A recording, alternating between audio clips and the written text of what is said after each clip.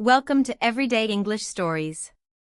Today's story is The Repair Cafe, told in the kind of nuanced, idiomatic English you'll meet in novels and podcasts. After the story, we unpack 6 expressions worth adding to your active vocabulary. The radio had occupied the same corner of Nina's shelf for the better part of a decade, less an appliance than a relic. It had been her grandfather's, and switching it on had once been the closing ritual of his day. She had inherited it along with an unspoken instruction never to part with it. On a listless Tuesday morning, seized by a nostalgia she could not quite account for, she reached up and turned the dial. Nothing. Not even the faint hum that usually precedes sound. Her immediate reaction was the modern one. The thing had had its day, and there was surely a replacement online for less than the price of dinner. It was her neighbor, Mrs. Park, who talked her out of it. Everything gets thrown away far too readily these days, she observed. Take it to the Repair Cafe before you do anything rash. The premise, as Nina came to understand it, was disarmingly simple. Once a month, a handful of volunteers surrendered their Saturday morning to help strangers coax life back into objects the rest of the world had written off. She arrived expecting a sleepy affair and found the community hall humming.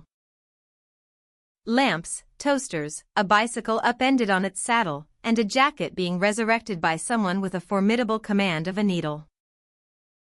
The whole room smelled of coffee, solder, and quiet determination. A volunteer named Tom, glasses perched on his forehead, waved her towards a table strewn with tools. "Let's see what we're dealing with," he said, in the tone of a doctor who has never once been alarmed. He had the back panel off within seconds, revealing an interior of startling elegance.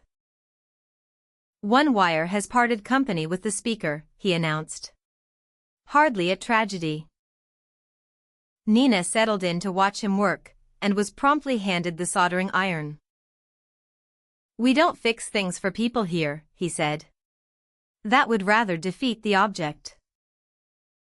Her first attempt was, she conceded, an embarrassment, a grey blob with no structural ambition whatsoever. Her second was clean enough to earn a nod of approval, which she found absurdly gratifying. They fastened the panel, plugged the radio in, and she turned the dial with rather more ceremony than the moment strictly required. A piano concerto emerged, crackling faintly, as though it had been waiting a decade for someone to ask.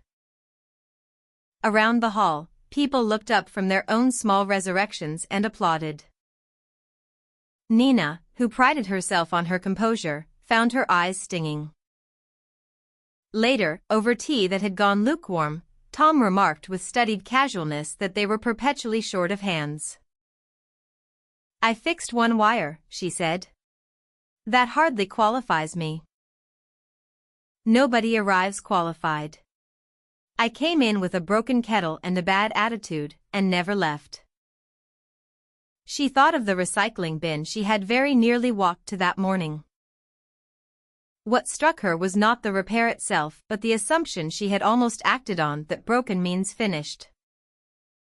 A month later she was back, on the other side of the table, sleeves rolled up.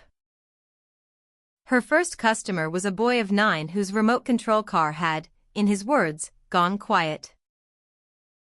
Nina pushed her glasses up onto her forehead and reached for a screwdriver. "Right," she said.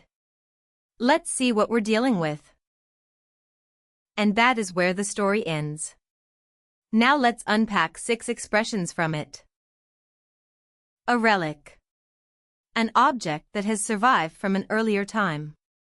For example, the radio sat on the shelf, less an appliance than a relic. To coax. To gently persuade something or someone into working. For example, volunteers help strangers coax life back into old objects.